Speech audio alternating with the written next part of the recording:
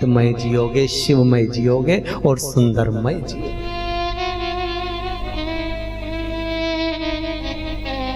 Design बन गई।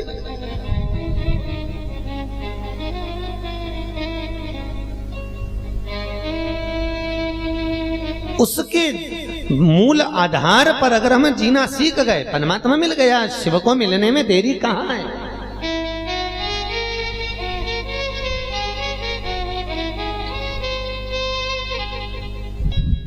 कहां होगा?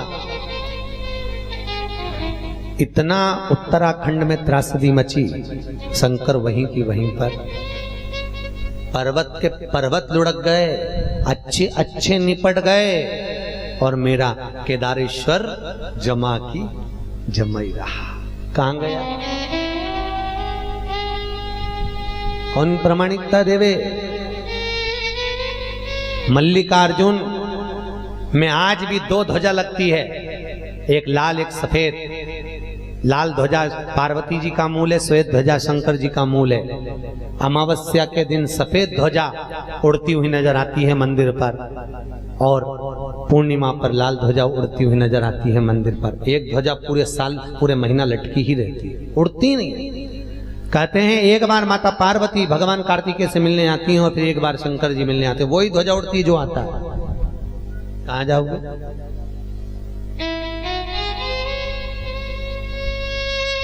शिव को जानो, शिव को पहचानो। नाम कोई साधारण नहीं है, महादेव।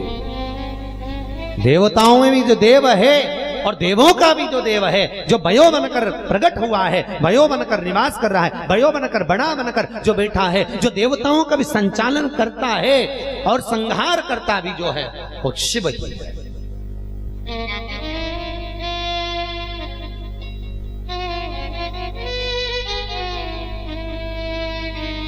पर दुख वहां होता है जब लोग कहते हैं वो तो भंगेड़ी है, वो तो गंजेड़ी है, वो तो भांग पी लेता है, वो तो नशे में रहता है। भाई कहाँ लिखा है? नशा किसको कहते हैं? नशा अगर राम जी से पूछा, अगर सबसे पहली रामचरितमानस की रचना किसने करी थी? है जम के बोलो। वाल्मीकि जी, शंकर जी ने। नशे में होता तो करता। सबसे पहली रामचरितमानस की रचना भगवान शिव ने करी। 100 करोड़ श्लोक थे। एक बार मनुष्य, देवता और राक्षस तीनों आ गए, चरणों में बैठ गए। भोलेनाथ, ये इतना बड़ा श्लोकों की रचना तुमने करके रखी, हमको दो। भगवान ने कहा ले जाओ, 33 करोड़ तीनों ले जाओ। मनुष्य को 33 करोड़, देवताओं को 33 करोड़, राक्षसों को 33 करोड़ दे दिए। शिव जी के पास कितने रह गए?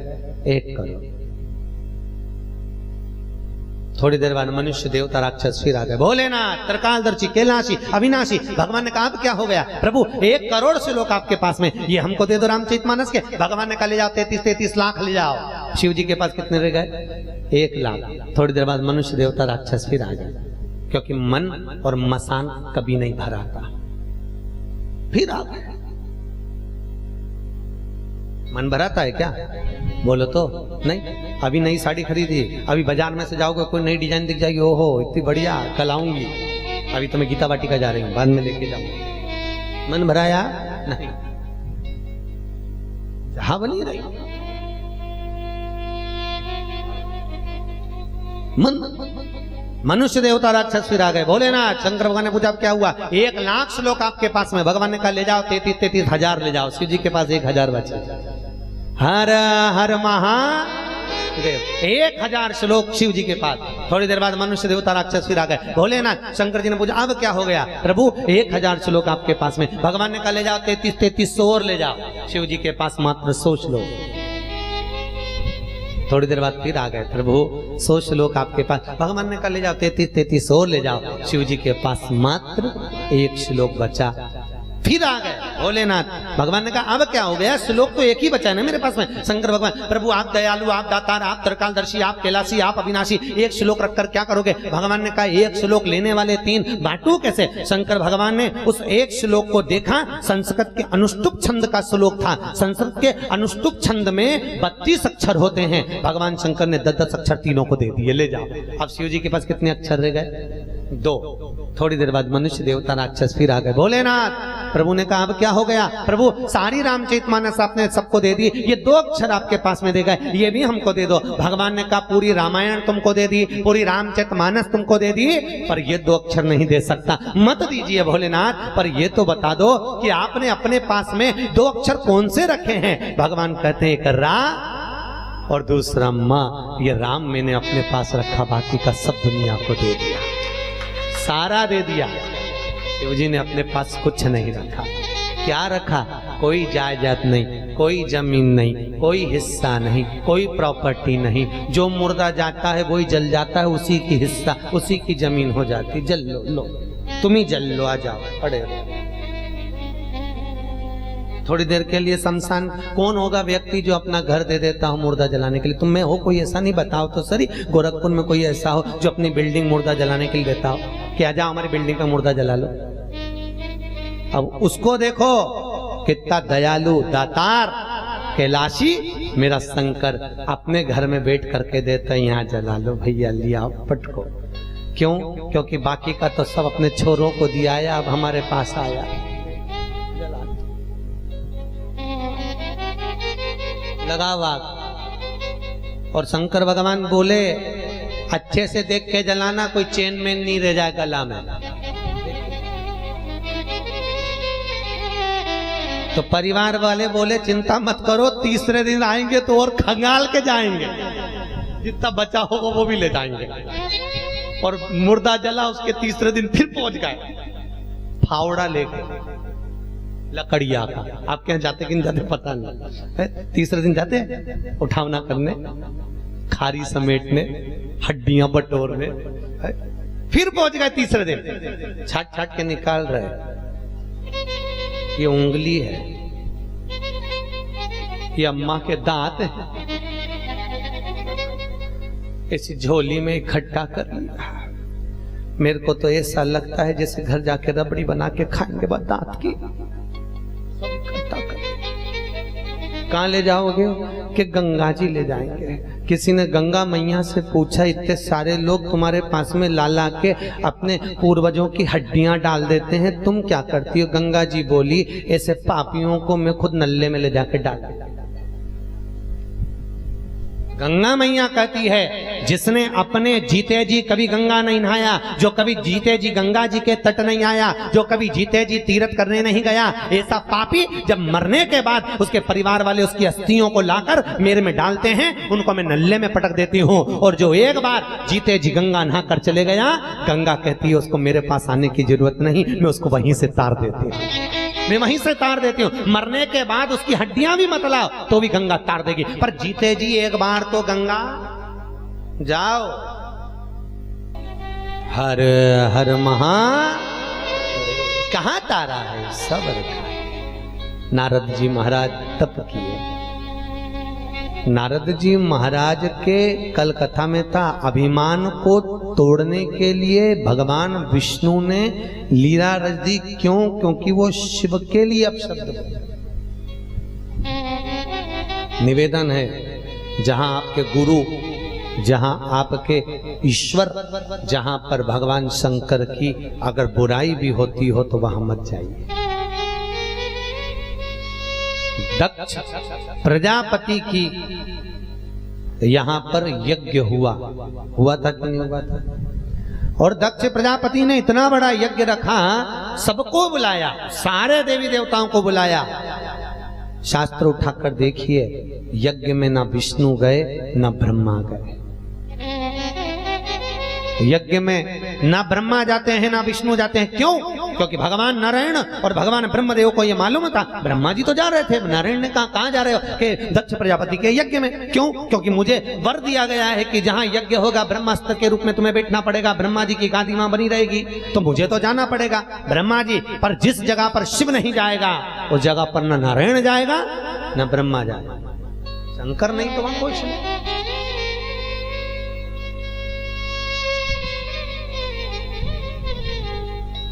दुनिया के लोग सत्य को समझते कब हैं?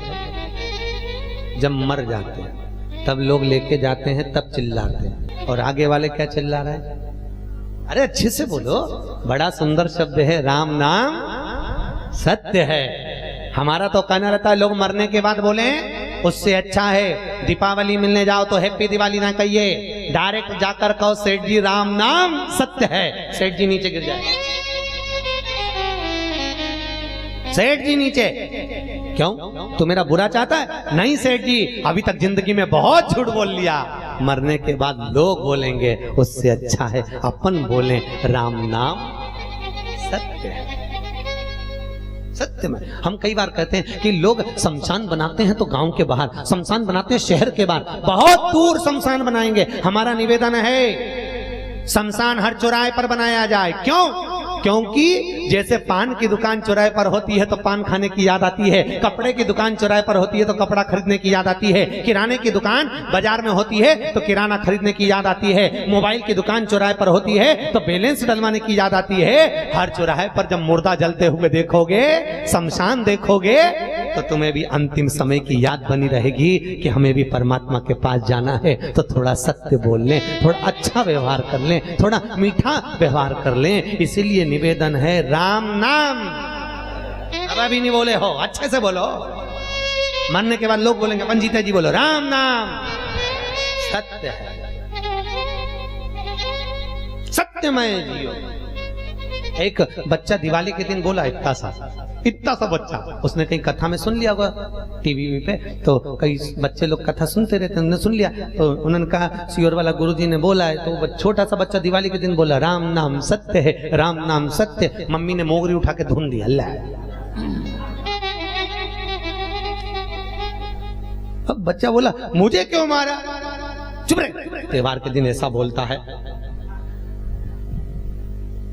सिहोर वाला गुरुजी तो बोला। बेचारे बच्चे भी क्या करे, क्या ज्ञान दे वो कि एक ही सत्य है, जिंदा है तब तक लगता है दुकान सत्य है, 24 घंटा बैठा रहता है, जिंदा है तब तक लगता है बहुएं सत्य है, रोटी बना के दे रही हैं, जिंदा है तब तक लगता है बेटे सत्य हैं, जिंदा है तब तक लगता है बेटी जमाई सत्य हैं, जिंदा है तब तक लगता है परिवार सत्य है, और जब मर जाता है सब कुछ चले गया तब एक ही सत्य नजर आता है, बोलो तो राम नाम सत्य है। जब सब चले गया तब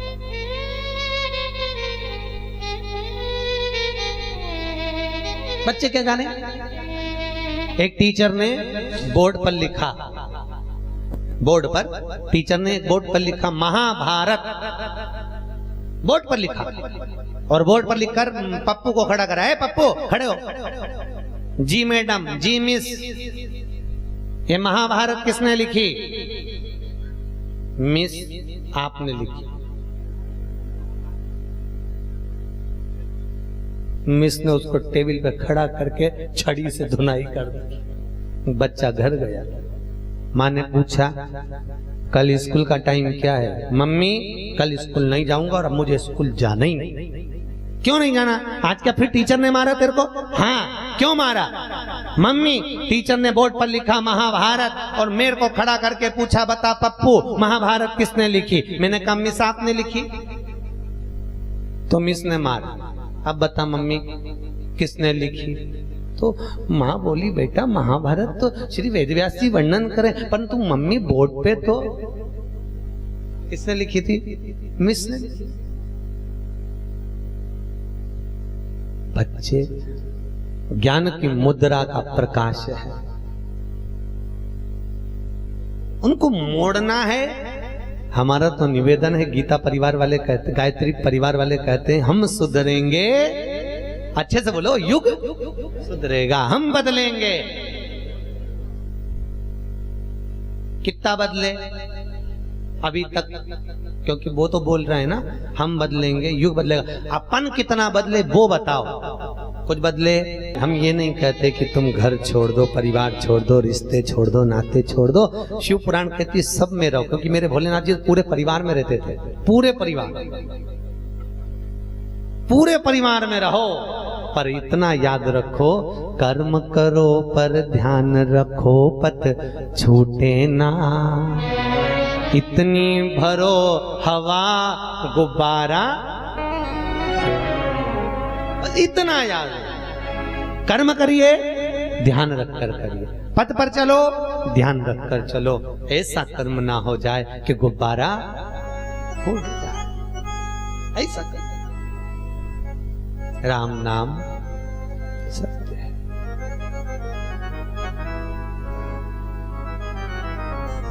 शंकर भगवान का बुराई करने वाले शब्द से शिव को अपशब्द कहने वाले श्री नारद जी महाराज को जब देखा, भगवान नारायण ने कहा, वाह नारद, आप कह रहे हो कि भगवान शंकर काम को नहीं जीत पा रहे, आपने जीत लिया। भगवान शंकर ने बस, नारद जी गए और नारायण ने लीला रची, एक सुंदर पुरी का निर्माण कर दिया, एक सुंदर महल का निर्माण कर दिया, जहां पर शीलनिधि राजा की कन्या का स्वयंवर है। इतनी सुंदर कन्या को देखकर नारद जी को लगा शंकर जी की शादी हो गई पार्वती के साथ, उनकी तो 52 बार हो गई, और भगवान विष्णु की हो गई, ब्रह्मा जी की हो गई, इंद्र की हो गई, सबकी हो गई, अपन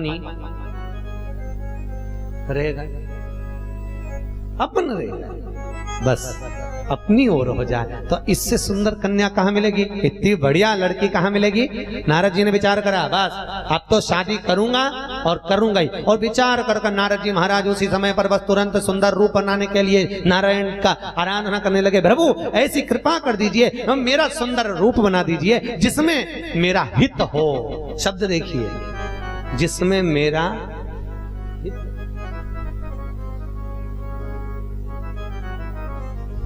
अब शंकर जी का मान करने वाले का हित कितना होने वाला है वो देखिए। हित कितना सुंदर लिखा है शिव महापुराण में, किसी मंदिर में फूल चढ़ाने से बढ़कर है किसी मंदिर में कचरा पड़ा हो, पोछा लगाना, झाड़ू लगाना, कचरा सोरना और उसको उठाकर एक कोने में ले जाकर डस्टबिन में डालना। फूल चढ़ाने से बढ़कर पुण्य है किसी आश्रम में, किसी गुरु के दरवाजे पर, किसी मंदिर में, किसी देवालय में झाड़ू पोछा लगाना। क्यों?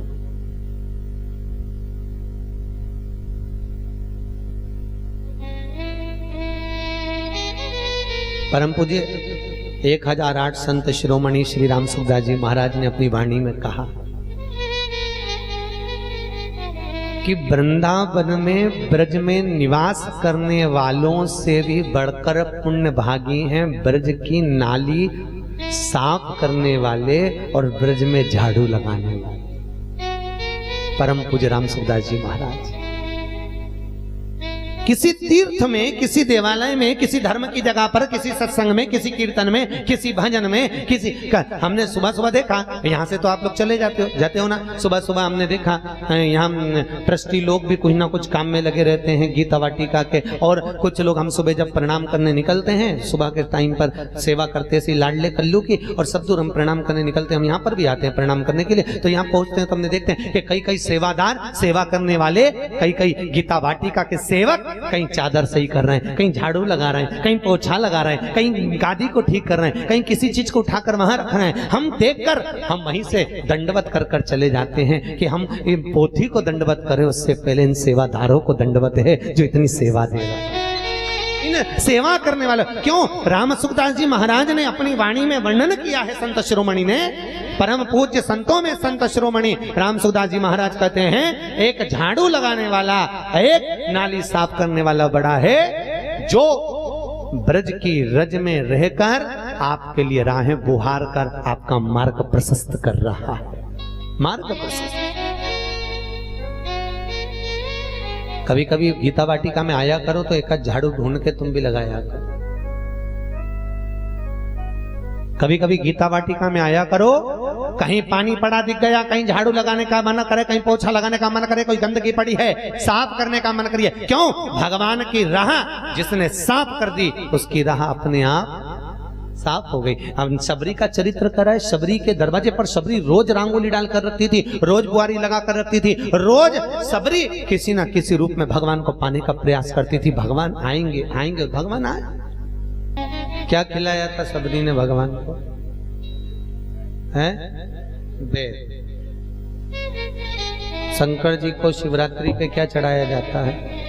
बेर। कितने बेर चढ़ाते हैं शंकर जी को शिवरात्रि पर? कितने बेर चढ़ते हैं? हर शिवरात्रि का एक। 12 महीने में कितनी शिवरात्रि आती हैं? 12 बेर शिव जी को समर्पित होते हैं शिवरात्रि के दिन। काय के लिए चढ़ाए जाते हैं? एक एक बेर का क्रम है। पहला बेर शंकर जी को जब चढ़ाते हैं तो वो वंश की वृद्धि करता है। दूसरे नंबर का बेर जब चढ़ाते हैं वो संपदा प्रदान करता है। तीसरे नंबर का बेर चढ़ाते हैं वो बच्चों को बुद्धि प्रदान करता है। चौथे नंबर का बेर जब शिव जी को समर्पित करा जाता है शिवरात्रि के दिन, वो घर में से रोग धोक बीमारी को हटाता है। 5वें नंबर का जो बेर शिव जी को समर्पित करा जाता है वो हमको रोगों से मुक्त करता है। 6ठे नंबर का बेर अटके हुए काम को बनाता है। 7वें नंबर का बेर हमारे कोई कार्य नहीं हो रहे उन कार्य को सफलता की ओर ले जाता है। 8वें नंबर का बेर हमारे घर में कुछ खुशियां लेकर आता है। 9वें नंबर का बेर हमारे घर में वैभव को प्रदान करता है। 10वें नंबर का बेर हमारे घर में संपदा देता है। 11वें नंबर का बेर व्यक्ति को एकादशी के फल के बराबर पुण्य प्रदान करता है। और 12वें नंबर का बेर व्यक्ति के जीवन को सौभाग्यमय बनाता है, नारी को अखंड सौभाग्य प्रदान करता है। 12 महीने शिवरात्रि आती है। हर महीने का एक बेर, एक शिवरात्रि का एक बेर भगवान शंकर को 12 महीने का इकट्ठा कर कर एक मूल शिवरात्रि के दिन शिव को समर्पित करना चाहिए। जीव को अखंड सुख की अनुभूति होती है, अखंड सुख। जैसे आंवला नवमी पे लाया हुआ आंवले की छाल, आप लोग करते हो आंवला की पूजन? आंवला नवमी पे कौन कौन करता है? हाथ उठाओ जरा। सभी करते हो? अरे वाह, रखिए। आंवला नवमी के दिन जब हम आंवले की पूजन करते हैं तो चीटी उंगलियों और यह अंगूठा, इससे आंवले की पूजन करके छाल को पल्लू में झड़ाना चाहिए और उसको लाल कपड़े में लेकर आकर भगवान शंकर का स्मरण कर कर उसको भंडार में रख देना चाहिए। व्यक्ति के जीवन में कभी संपदा की कमी नहीं होती, संपदा बढ़ती चली जाती। जो प्रॉपर्टी का काम करते हैं, जिनकी जमीन नहीं बिक रही हो, जमीन पड़ी हो, जायदाद पड़ी हो, पैसा नहीं आ रहा हो, उसके लिए सबसे उत्तम है संपदा। एक एक पूजन हमारे हिंदू धर्म में, हमारे शास्त्रों में जो वर्णन करा गया वो गलत नहीं, श्रेष्ठता में करा गया, श्रेष्ठता। हर हर महादेव हर, आवाज नहीं आई है, जो दमदारी से बोलिए। हर हर